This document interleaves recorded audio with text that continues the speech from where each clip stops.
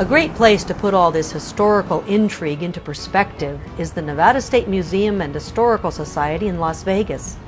To get there, head north from downtown on either 95 or Rancho. Follow the museum signs and you'll find a lush park, an island of green in the midst of a bustling metropolis. Exhibits highlight history, prehistory, and natural history. A highlight for kids is the mammoth, which takes up a whole room. And kids really love it. They can run underneath them and him or her, and just you can look up and see how big it actually was. We've also got hands-on things where you can feel how rough its teeth are. So this guy, I can imagine he's really popular with the kids. And the other thing that must be popular is the ichthyosaur. Yes, the state fossil is about 225 million years old. So this is a reproduction, of course. And if you can just imagine this swimming around, and it used to swim around where Las Vegas is today, where there was a lot of water.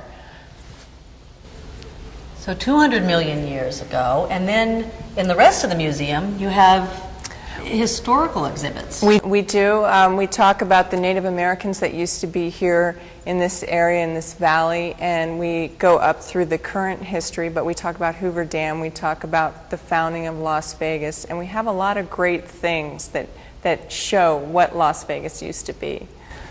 Well, if you're a newcomer to Las Vegas, it seems to me that this would be a really great place to come just to find out about, the cactus and the animals that are around here. If you're one of those 5,000 newcomers to Las Vegas every month, we'd love to have you here because you'll be able to get a sense of the desert that you're living in, from the animals and the plants to the early prehistory up through the history of today. So it's really great for newcomers to get that overall sense.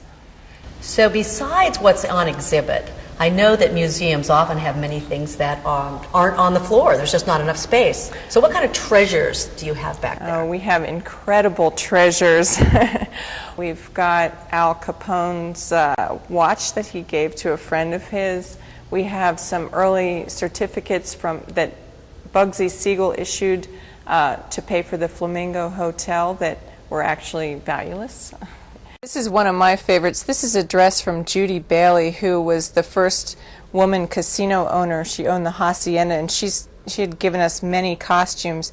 And this is in the back of the house right now with a lot of our other things, costumes from Bally's, and we plan to do a costume show.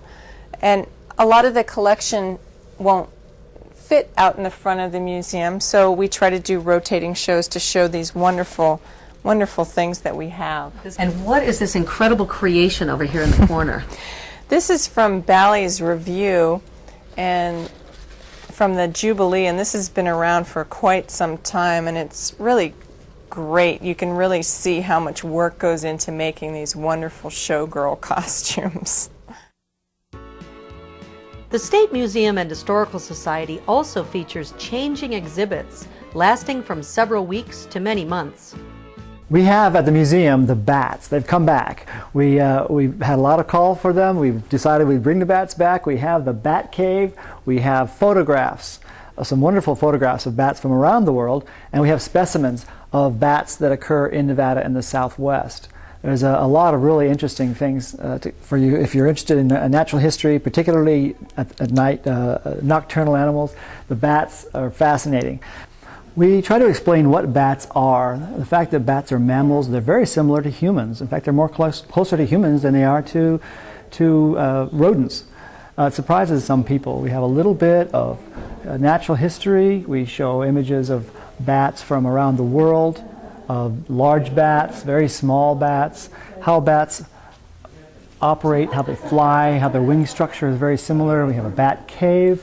Some really fantastic images of bats that you don't see very often. They fly by pretty fast in the night sky, and so it's really nice to be able to see them stop motion and see what they look like when they're about to catch prey. We even have some images of some vampire bats, which are very popular. There's some wonderful photographs of a bat fishing and eating the fruit, and stop action is really a wonderful thing to see. People are fascinated by vampire bats because they suck blood. Even though vampires don't occur in Nevada, we've included some because of the interest in them. This is from the university collection, this vampire skull. And you can see the sharp incisors using the sharp teeth. The vampire can very quietly and without even notice, the victim doesn't even notice that they're being attacked, but that's what they use. It's a fascinating little creature. To give people a sense of what it would be like inside of a cave where there might be bats, we've created a little one here in the museum, and you can go in and you can look around and see a few specimens. We don't encourage people to go exploring in caves without the proper training and equipment, but you can have a little experience here without having to go out in the desert and get hurt. Bats are among a group of animals that use sound waves to locate themselves and locate their prey, and so we've talk a little bit about here in the museum exhibit. For example, the myotis will make this sound here. You can hear that sort of clicking sound. It sends out those sound waves and then it picks the echoes back up. And so what we've done is to show how echoes work. And so we have our own little echo chamber that we've built right here, a little miniature bat cave. And hello, hello, come see the bats.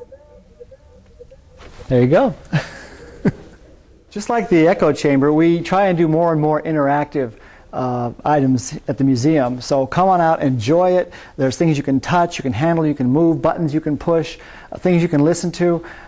Museums are doing more and more of this, and if you see this, you like it, tell us what you like, what you don't like, and we'd like to respond to that. So come and enjoy the museum.